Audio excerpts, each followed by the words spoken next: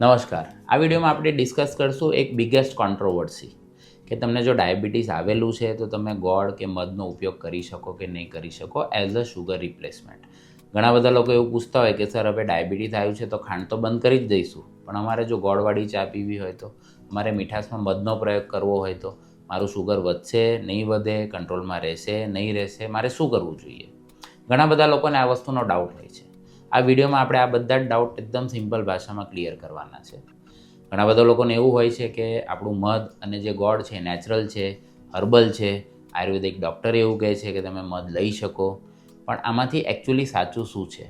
આ વિડીયોમાં આપણે with scientific proof, modern medicine અને આયુર્વેદા એ શું કહે છે એ વસ્તુને આપણે ઊંડાણથી સમજીશું.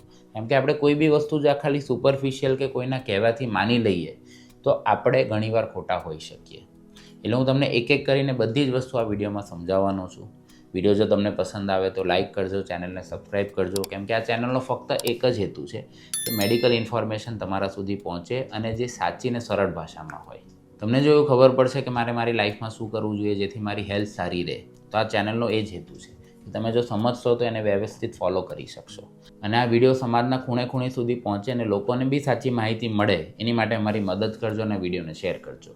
મારું નામ છે ડૉક્ટર નિસક પટેલ. હું ગેસ્ટ્રોએન્ટરોલોજીસ્ટ એટલે કે પેટ, આંતરડા અને લીવરનો સ્પેશિલિસ્ટ છું, સીડ્સ હોસ્પિટલ, સુરત, ગુજરાતથી. તો ચલો આપણે આ વિડીયોના આગળ વધારીએ કે શું ડાયાબિટીસમાં ગોળ કે મધ લેવાય કે નહીં વિથ સાયન્ટિફિક પ્રૂફ. गैस्ट्रो गुरु के साथ बढ़ाएं अपने पाचन स्वास्थ्य का अनुभव, जहां विज्ञान और वास्तविक ज्ञान मिलते हैं. Authentic medical health information, gastro गुरु के संग. વિડીયોને ચાલુ કરતાં પહેલાં આપણે ત્રણ મેઇન ઇમ્પોર્ટન્ટ વસ્તુ સમજીએ કે શુગર એટલે શું, ડાયાબિટીસ એટલે શું અને ગ્લાયસેમિક ઇન્ડેક્સ એટલે શું. આ બધી વસ્તુ કદાચ તમે સાંભળી હશે, પણ હું તમને એટલી બધી સરળ ભાષામાં સમજાવીશ કે કોઈ 15 વર્ષના છોકરાને બી આ વિડીયો બતાવો તો એને ક્લિયર કટ ખબર પડી જશે કે આ વસ્તુ એકચ્યુઅલી છે શું. ઘણા બધાને એવું લાગતું હોય કે શુગર એટલે કે ખાંડ, આ વસ્તુ ખોટી છે. કાર્બોહાઈડ્રેટ એટલે કે શુગર બધી જ વસ્તુમાં આપણને જોવા મળે છે. એટલે તમે ફ્રૂટ ખાઓ, સલાડ ખાઓ, એમાં બી કાર્બોહાઈડ્રેટ ઓછા વધતા પ્રમાણમાં હોય. જે વસ્તુમાં શુગર વધારે છે કે કાર્બોહાઈડ્રેટ વધારે છે એ આપણે ડાયાબિટીસમાં અવોઇડ કરવાની હોય. નોર્મલ શુગર બી બે પ્રકારના હોય છે, એટલે કાર્બોહાઈડ્રેટ બે પ્રકારના હોય છે, સિમ્પલ અને કોમ્પ્લેક્સ. સિમ્પલ એટલે તો તમે ખાઓ તો તરત પેટમાં ઓગળી જાય અને ફટાફટ લોહીમાં આવવા લાગે. આનાથી તમારું શુગર બહુ ફાસ્ટ વધે છે અને તમારું ડાયાબિટીસનો કંટ્રોલ ગડબડ થાય છે. પણ જ્યારે કે કોમ્પ્લેક્સ કાર્બોહાઈડ્રેટ્સ એ ધીરે ધીરે કરીને લોહીમાં આવે છે. નોર્મલ સિમ્પલ કાર્બોહાઈડ્રેટ્સના જે ફર્સ્ટ એક્ઝામ્પલ છે તે ખાંડ. એટલે તમે જ્યારે બી ખાંડ ખાઓ તો તમારું શુગર એકદમ સ્પાઇક થાય. પણ એની સામે જ્યારે તમે ભાત ખાઓ છો તો એમાં બી શુગર તો હોય જ છે, પણ એ ધીરે ધીરે કરીને આવે છે. તમે રોટલી ખાઓ છો એમાં બી શુગર હોય છે, એ બી ધીરે ધીરે કરીને આવે છે. હવે આપણે એવું સમજીએ કે ડાયાબિટીસ એટલે શું. ડાયાબિટીસ એટલે કે તમારા લોહીમાં શુગરની માત્રા વધે છે. એક આપણે સિમ્પલ એક્ઝામ્પલ જોઈએ ગણપતિ વિસર્જનનું. એક સોસાયટીમાં 100 ઘર છે અને બધામાં 10-10 લોકો રહે છે, એટલે 1000 માણસનું ટોળું એક સોસાયટીમાં રહે છે. ગણપતિ વિસર્જન છે એટલે બધા લોકો બહાર રોડ પર આવીને ગણપતિને આપણે વિસર્જન માટે યાત્રામાં જોડાય છે. એટલે એ સોસાયટીમાં 1000 લોકો તો હતા જ, પણ કેમ કે આજે ગણપતિ વિસર્જન છે એટલે આપણો આખો રસ્તો જામ છે. જેવું ગણપતિ વિસર્જન પતશે બધા લોકો પોતપોતાના ઘરે જતા રહેશે. એટલે હું એવું સમજાવવા માગું છું કે આપણે જ્યારે બી કંઈક વસ્તુ ખાઈએ છીએ તો આપણા બ્લડમાં શુગર લેવલ વધે તો છે, પણ ઇન્સ્યુલિન સાથે સિક્રેટ થાય છે. ઇન્સ્યુલિન હોવાના લીધે આ બધી જ જે ખાંડ છે કે શુગર છે એ આપણા બ્લડમાં ધીરે ધીરે કરીને લેવલ એટલે કંટ્રોલમાં આવી જાય છે. આપણું નોર્મલ બ્લડ શુગર લેવલ કેટલું હોવું જોઈએ તો 100 થી 150 વચ્ચે. એટલે જેવું ઇન્સ્યુલિન એક્ટિવ થાય તો આપણા બ્લડમાં રહેલું શુગર આપણા કોશિકાઓમાં એટલે કે સેલ્સમાં જવા લાગે છે. એટલે ઇન્સ્યુલિન એ ચાવી છે કે જે આપણો દરવાજો ખોલે છે અને બધું જે શુગર બ્લડમાંથી કોશિકાઓમાં જતું રહે છે. હવે જો ઇન્સ્યુલિન ઓછું બને અથવા તો બરાબર કામ ના કરે તો શું થાય? તો આપણા લોહીમાં શુગર વધારે રહે, કોશિકાઓમાં શુગર ઓછું જાય. આને કહેવાય ડાયાબિટીસ. એટલે આપણે બે વસ્તુ સમજ્યા કે એકચ્યુઅલી આપણે જે શુગર એટલે કે કાર્બોહાઈડ્રેટ સમજીએ એ શું છે. નંબર 2 ડાયાબિટીસ શું છે. Number 3 glycaemic index. ગ્લાયસેમિક ઇન્ડેક્સનો મતલબ એવો થાય કે મેં હમણાં 50 ગ્રામ ખાંડ ખાધી અને 2 કલાકમાં મારું શુગર કેટલું વધે છે. આને એવું માની લો કે 100%. હવે એની સામે મેં રોટલી ખાધી અને 2 કલાક પછી મારું શુગર રોટલી ખાવાથી કેટલું વધે છે. ધારો કે એનો આંકડો છે 55%. એનો મતલબ કે ખાલી ખાંડ ખાઈએ છીએ તો 100% શુગર વધે છે, પણ એની સામે રોટલી ખાઈએ છીએ જેમાં કાર્બોહાઈડ્રેટ છે તો એમાં આપણું 55% શુગર વધે છે. ગ્લાયસેમિક ઇન્ડેક્સ જેટલો ઓછો હોય એટલું સારું. એનો મતલબ કે તમારા લોહીમાં શુગર આવશે ખરી, પણ ધીરે ધીરે આવશે, જેથી ઇન્સ્યુલિનને થોડો ટાઈમ મળી રહેશે કે આ શુગરને કંટ્રોલ કરી શકે. ગ્લાયસેમિક ઇન્ડેક્સના આંકડા આપણે જોઈએ તો જો 50 કે 55 કરતાં ઓછું હોય તો સારું કહેવાય, 50 થી 70 વચ્ચે હોય તો મીડિયમ કહેવાય, અને 70 થી વધારે હોય એનો મતલબ કે ખરાબ. એટલે જે બી વસ્તુ તમે ખાઓ ને તરત લોહીમાં આવી જાય અને તરત તમારું શુગર વધશે, તે વસ્તુ તમારા માટે ખરાબ. એટલે તમે ચોકલેટ ખાઓ, મીઠાઈ ખાઓ, ખાંડ ખાઓ, આ બધી વસ્તુથી એકદમ ફાસ્ટ શુગર વધે છે, જેથી ઇન્સ્યુલિન પોતાનું કામ બરાબર નથી કરી શકતું. અથવા તો જે લોકોને ડાયાબિટીસ છે તો ઇન્સ્યુલિન બરાબર બને છે, પણ ઇન્સ્યુલિન રેઝિસ્ટન્સ ડેવલપ થાય છે, જેથી તમારું લોહીનું શુગર જે નોર્મલ 100-150 જેવું હોવું જોઈએ તે 200, 250, 300, 400 રહે છે. એટલે આ 3 વસ્તુ આપણે સમરાઇઝ કરીએ તો એક છે શુગર એટલે કે કાર્બોહાઈડ્રેટ, બીજું છે ડાયાબિટીસ અને ત્રીજું છે ગ્લાયસેમિક ઇન્ડેક્સ. આટલું જો તમને સમજમાં આવી ગયું હોય તો આપણે આગળ ગોળ ખાઓ કે મધ ખાઓ કે ખાંડ ખાવી કે કંઈ નહીં ખાવું, એ વસ્તુ આપણે ઇઝીલી સમજી શકીએ છીએ. એટલે આપણે સૌથી પહેલાં આવ્યા કે ગોળ ઉપર, કે ગોળ એ ખરેખર શું છે. ગોળ એ નોર્મલી અનરિફાઇન્ડ શુગર જ છે. એ બી નોર્મલ આપણે શુગર કેન એટલે કે શેરડીમાંથી જ બને છે. બધા લોકો એવું કહે કે ભાઈ આમાં તમને મિનરલ્સ મળે, એટલે આયરન મળે, કેલ્શિયમ મળે, પણ આપણે એવું સમજો કે તમે જ્યારે શાકભાજી લેવા જાઓ છો તો 500 રૂપિયાના શાકભાજી લો તો એની સાથે તમને 20 રૂપિયાના દાણા ફ્રી મળે. તમે 20 રૂપિયાના દાણા લેવા જાઓ એમાં કંઈ તમને શાકભાજી ફ્રી નથી આપવાના. એટલે તમારે જો મિનરલ્સ કે વિટામિન જોઈતા હોય તો તમારે ફ્રૂટ છે, સલાડ છે, ચણા છે, કઠોળ છે, આ બધી વસ્તુ ખાવી જોઈએ. ગોળમાં 90% તો શુગર જ છે, ખાલી 10% વિટામિન્સ કે મિનરલ્સ છે. તો 10% માટે તમારે આટલી બધી શુગર ના ખવાય, એ વસ્તુ સમજવી બહુ જ જરૂરી છે. એટલે હવે તમે જો સાદી ખાંડ અને ગોળને કમ્પેર કરો તો ખાંડ એ રિફાઇન્ડ વસ્તુ છે, ગોળ અનરિફાઇન્ડ છે. ખાંડમાં બી તમને સુક્રોઝ મળે, સુક્રોઝમાં ગ્લુકોઝ અને ફ્રુક્ટોઝ આવે, ગોળમાં બી તમને સેમ જ વસ્તુ મળશે. ખાલી ફરક એટલો છે કે આમાં થોડા વિટામિન્સ અને મિનરલ્સ છે અને આમાં નથી. બાકી બંનેના ગ્લાયસેમિક ઇન્ડેક્સ સરખા જ છે. એટલે તમે ગોળ ખાઓ કે ખાંડ ખાઓ, બંનેની મીઠાશ સરખા જેવી જ છે. તમે આને નેચરલ કહી શકો કહેવા માટે, પણ બધી જ નેચરલ વસ્તુ સારી હોય એવું જરૂરી નથી. હવે આવીએ મધ ઉપર. હવે મધ શું છે? તો મધમાં બી ફ્રુક્ટોઝ અને ગ્લુકોઝ હોય, એટલે આમાં બી સુક્રોઝ હોય. મધમાં ફ્રુક્ટોઝ બહુ વધારે છે, મધમાં ફ્રુક્ટોઝ 40% છે. હવે ફ્રુક્ટોઝ બી એક ટાઈપની શુગર છે. સિમ્પલ ભાષામાં આપણે જો સમજવા જઈએ, ગ્લુકોઝ એટલે કે જે આપણા લોહીમાં ખાંડ આવતી હોય તે.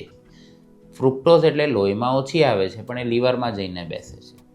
હવે જે લોકોને ડાયાબિટીસ હોય તો આ ફ્રુક્ટોઝ ત્યાં લીવર સુધી પહોંચે અને ત્યાં આગળ ચરબીમાં કન્વર્ટ થઈ જાય, એટલે તમને ફેટી લીવર ધીરે ધીરે કરીને વધે.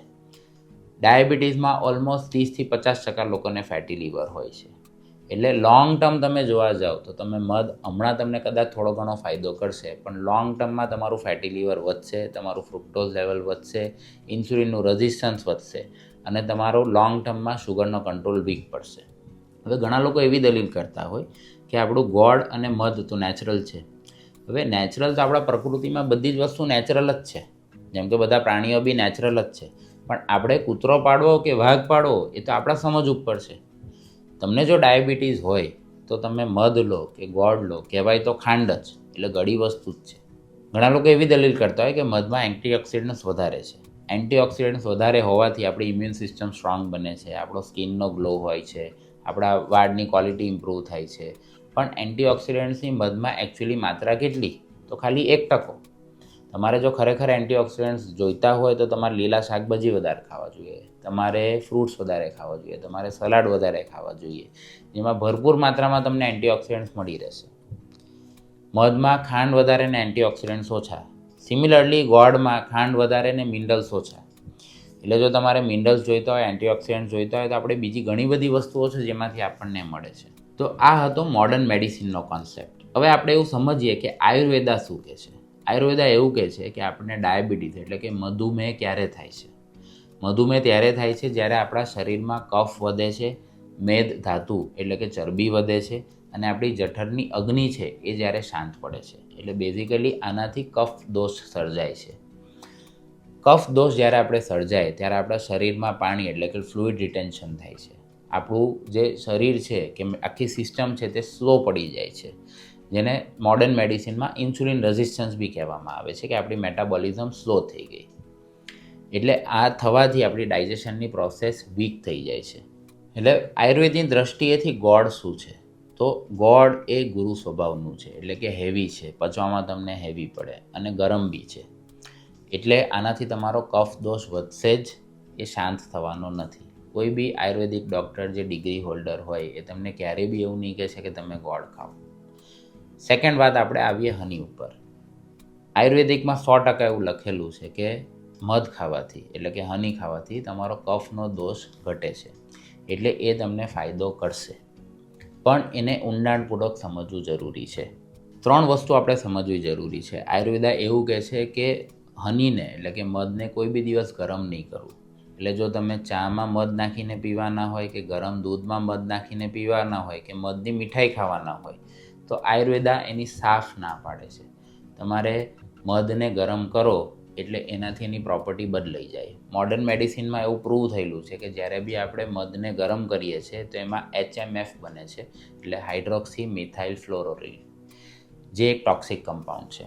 એટલે મધને કોઈ દિવસ ગરમ કરાય નહીં. એટલે તમારે જે બી વસ્તુમાં મીઠાશ નાખવી હોય, એટલે તમે થોડુંક લીંબુ પાણી પી શકો, એ બી ગરમ કર્યા વગરનું. બીજું, તમને ચામાં કે મીઠાઈમાં તમે મધ નાખીને ખાશો તો એ તમને કોઈ રીતે ફાયદો કરવાનો નથી. પોઈન્ટ નંબર 2, કે મધ તમારે ખાવું હોય તો એ ફ્રેશ હની નહીં ખવાય, એ થોડુંક જૂનું કરીને ખવાય. મેઇન પ્રોબ્લેમ શું છે કે આપણને જે બી હની મળે છે તે પ્યોર હોય અને જૂનું હોય, એની ગેરંટી બહુ જ ઓછી છે. હવે ઘણા લોકો એવું પૂછતા હોય કે ફ્રેશ અને ઓલ્ડ હની, એટલે નવું મધ હોય અને જૂનું મધ હોય, એમાં શું ફરક હોય? ફ્રેશ મધમાં પાણીની માત્રા વધારે હોય અને એમાં જે શુગર, એટલે કે ખાંડ હોય, ફર્મેન્ટેબલ હોય. એટલે જ્યારે બી આપણે ખાંડ ખાઈએ તો આપણા પેટના બેક્ટેરિયા એના ઉપર એક્ટ કરે અને એનાથી તમને ગેસ અને બ્લોટિંગ વધશે. મધ થોડુંક જૂનું થાય તો એમાં પાણીની માત્રા ઓછી થાય, આ જે શુગરનો કેમિકલ સ્ટ્રક્ચર છે તે ચેન્જ થાય અને પચવામાં હલકું થઈ જાય છે, એટલે લઘુ સ્વભાવનું થઈ જાય છે આયુર્વેદિકની દ્રષ્ટિએ. અને થર્ડ ઇમ્પોર્ટન્ટ પોઈન્ટ, કે આયુર્વેદિકમાં એવું ક્લિયર કટ લખેલું છે કે તમારે હની, એટલે કે મધ દવા રૂપે લેવાનું હોય, એટલે કે એકદમ ઓછી માત્રામાં. એટલે તમારે અડધી કે 1 ચમચીથી વધારે તમે મધ લઈ શકો નહીં. આપણે લોકો શું કરીએ, 2-2 ચમચી મધ નાખીને બધી વસ્તુ ગળી કરીને ખાઈએ. એટલે આ વસ્તુને આપણે સિલેક્ટિવ હિયરિંગ કહીએ. એટલે આપણે જે સમજવું છે એ જ આપણે ખાલી સાંભળીશું. ફોર એક્ઝામ્પલ, કે એક છોકરાને એના મમ્મી પપ્પા હોસ્ટેલ મૂકવા જાય છે અને એને 10 સલાહ આપે છે કે ભાઈ કપડાં બરાબર ઇસ્ત્રી કરીને પહેરજે, ધોઈને પહેરજે, ટાઈમે જમી લેજે, ટાઈમે સૂઈ જજે, રમજે, કોઈકવાર ભૂખ લાગે તો કોલેજની કેન્ટીનમાં કે બહાર હોટલમાં જઈને ખાઈ લેજે. આ બધી જ વસ્તુ છોકરાએ નહીં સાંભળી. અને શું સાંભળ્યું કે જ્યારે ભૂખ લાગે ત્યારે બહાર જઈને ખાઈ લેવાનું. બીજી જે સારી વસ્તુ હતી તે આપણે સાંભળી જ નહીં. એટલે અમે ઘણીવાર પેશન્ટને એવું કહીએ કે ભાઈ કસરત રેગ્યુલર કરો, ટાઈમે સૂઈ જાઓ, યોગ્ય ખોરાક લો. એ બધી વસ્તુ પેશન્ટ નહીં સાંભળે. ખાલી પેશન્ટ શું સાંભળે કે આયુર્વેદિક ડૉક્ટરે એવું કીધેલું છે કે ભાઈ મધ ખવાશે, એટલે આપણે મધ જેટલું ફાવે એટલું ખાઈ લઈએ. એટલે મધ તમારે જો ખાવું હોય તો ગરમ કરીને નહીં ખવાય, એકદમ ઓછી માત્રામાં, અડધી કે 1 જ ચમચી ખવાશે. અને એવી જૂનું અને પ્યોર હોવું જોઈએ, જે એકચ્યુઅલી આપણા માર્કેટમાં મળવું થોડીક અઘરી વસ્તુ છે. એટલે આપણે આ જો વિડીયોને કન્ક્લુડ કરીએ તો આપણે એ સમજવું જરૂરી છે કે જે આ પ્રશ્ન છે કે મને ડાયાબિટીસ છે તો હું ગોળ કે મધ ખાઈ શકું કે નહીં ખાઈ શકું, એ એકચ્યુઅલી તમારા ડાયાબિટીસ માટે ખાલી 5%નો ભાગ ભજવી રહેલો છે. આપણે જે 95% છે એનું ડિસ્કશન કરતા નથી. આપણે 5% પર કે મારે ગળી વસ્તુ ખાવી છે એના ઉપર ફોકસ વધારે હોય છે. 95% શું છે? તો તમારે રેગ્યુલર એક્સરસાઇઝ કરવી. આયુર્વેદમાં આ વસ્તુને અર્ધશક્તિ વ્યાયામ કહીએ. અર્ધશક્તિ વ્યાયામ એટલે કે તમારી જેટલી શક્તિ છે એકદમ ઢીલા નહીં પડી જવાનું. તમારી જેટલી શક્તિ છે એમાંથી અડધી શક્તિ ખર્ચાય એટલી કસરત કરવી. તમારે સમ્યક નિંદ્રા લેવી જોઈએ. એટલે કે તમારે 8 કલાક કે 7 કલાકની ઊંઘ લો. બહુ વધારે ઊંઘ બી સારી નહીં, બહુ ઓછી ઊંઘ બી સારી નહીં. અને જે રાત્રિ જાગરણ છે, એટલે ઘણા લોકોને લેટ સૂવાની આદત હોય, 1-2 વાગ્યા સુધી જાગતા હોય, એ કરવું બી આપણા શરીર માટે સારી વસ્તુ નથી. તમારે હોલસમ ડાયટ, એટલે કે જે વસ્તુમાં કોમ્પ્લેક્સ કાર્બોહાઈડ્રેટ વધારે હોય અને માઇન્ડફુલ ઇટિંગ, એટલે કે મોડરેટ ક્વોન્ટિટીમાં ખાવાનું ખાવું જોઈએ. આ વસ્તુને આયુર્વેદામાં આપણે લઘુ, મિત અને પથ્ય ખોરાક કીધેલો છે. લઘુ એટલે કે તમે લાઇટ ફૂડ ખાઓ. મિત એટલે કે મોડરેશનમાં, તમને 100%ની ભૂખ છે તો 70% પેટ ભરાય એટલો જ ખોરાક લો. પથ્ય ખોરાક એટલે તમારા બોડીને જે સૂટ થાય છે એવી વસ્તુ ખાઓ. એટલે જો તમને ડાયાબિટીસ છે તો તમને કોઈ બી ગળી વસ્તુ સૂટ થવાની નથી કે જેનો ગ્લાયસેમિક ઇન્ડેક્સ વધારે છે. અને આયુર્વેદિક એવું બી કહે છે કે મેઇન જે તમને કફનો દોષ વધી ગયેલો છે તો તમારે કફ શમન કરવું જોઈએ અને પેટની અગ્નિને એટલે ડાયજેસ્ટિવ સિસ્ટમને પાવરફુલ કરવી જોઈએ. આ વસ્તુમાં જો તમારે દેશી ઉપયોગ કરવો હોય તો તમારે મેથી છે, જામુનનો પાવડર છે, કારેલા છે, આ બધી વસ્તુ તમારે વધારે ખાઈને એનો પ્રયોગ કરી શકો. એમાં તમને કોઈ નુકસાન થવાનું નથી. પણ આપણે બધી જ જે વાત છે તે આપણે ગોળ અને મધ ઉપર અટકાવી દઈએ છીએ, જે એકચ્યુઅલી ખાલી 5% છે. એટલે આપણો એકચ્યુઅલી મેઇન પ્રશ્ન શું હોવો જોઈએ કે મારું જે શુગર ક્રેવિંગ છે, મને જે ગળ્યું ખાવાની ઈચ્છા થાય છે, એને હું કઈ રીતે ઘટાડું. આપણે શું ગળ્યામાં ખાઈ શકીએ એ એકચ્યુઅલી મેઇન પ્રશ્ન છે જ નહીં. તો આપણો આ જે મેઇન પ્રશ્ન છે એનો શું જવાબ છે એ આપણે નેક્સ્ટ વિડીયોમાં જોઈશું. જો વિડીયો તમને પસંદ આવ્યો છે અને લાઇક કરજો, શેર કરજો, ચેનલને સબસ્ક્રાઈબ કરજો. મારું નામ છે ડૉક્ટર નિસર્ગ પટેલ, ગેસ્ટ્રોએન્ટરોલોજિસ્ટ છું, સિવિલ હોસ્પિટલ સુરત, ગુજરાતથી. नमस्कार. गैस्ट्रो गुरु के साथ बढ़ाएं अपने पाचन स्वास्थ्य का अनुभव, जहां विज्ञान और वास्तविक ज्ञान मिलते हैं. Authentic medical health information. Gastro गुरु के संग